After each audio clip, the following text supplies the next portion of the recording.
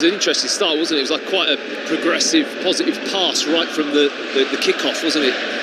Played through into that wide area with Timber bombing on. But you're right, John. Havertz has taken up that position right between the Inter back three. And here is Havertz, but the ball bounces away from him, and then there's a foul on Zielinski.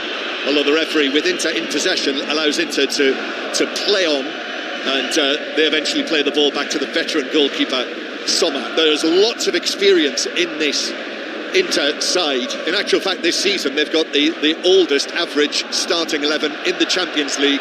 But in this team tonight, 630-somethings. As Taremi dives in and is fouled, and it's a free kick to Inter inside their own half there.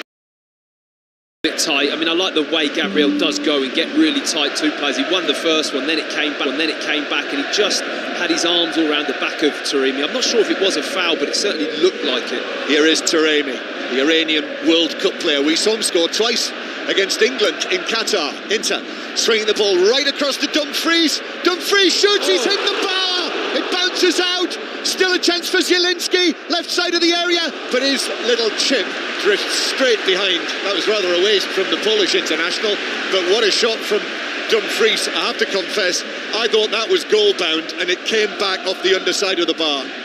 What a strike. Brilliant strike with the right foot from Dumfries. On the right-hand side corner of the 18-yard box, the ball makes its way out to him. He has a touch.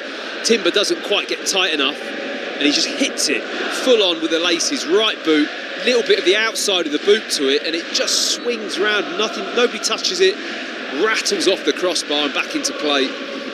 Well, that's a let-off for Arsenal after the recent difficulties.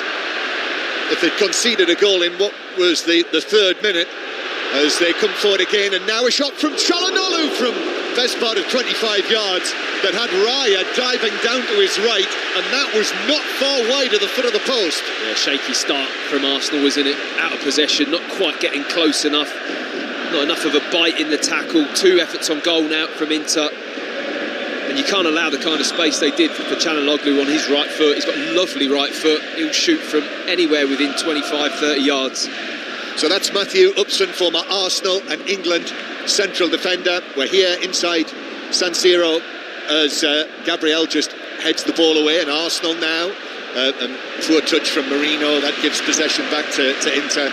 Taremi just knocked it back into his own half. So this is 5 Live. You can listen as well to the live radio, to 5 Live. You'll find it on the BBC Sounds app if you're on the move. And we're also keeping you updated on the decider. The third one-day international between the West Indies and England. We'll get an update shortly, but here's Martinez, Lautaro Martinez, the Argentine World Cup winner, to Dumfries on the right. Dumfries curls the ball over everyone inside the box, and it bounces away out towards the far side, where the Arsenal captain Bukayo Saka wins a throw-in for the visitors. So, West Indies, England, Daniel Norcross is monitoring it. I am, and England have just lost a wicket. They've lost their 5th. The partnership of 70 has been broken. Sam Curran skied one up in the air. The ball did absolutely nothing. It was full and it was straight, and he went for the big heave. It went straight up in the air. He was caught by the substitute Hayden Walsh, who's out there because Alzari Joseph seems to have left the field for reasons unknown. Curran out, gone for 40, 52. England are 98 for 5 after 27 overs. Okay, thank you, Dan.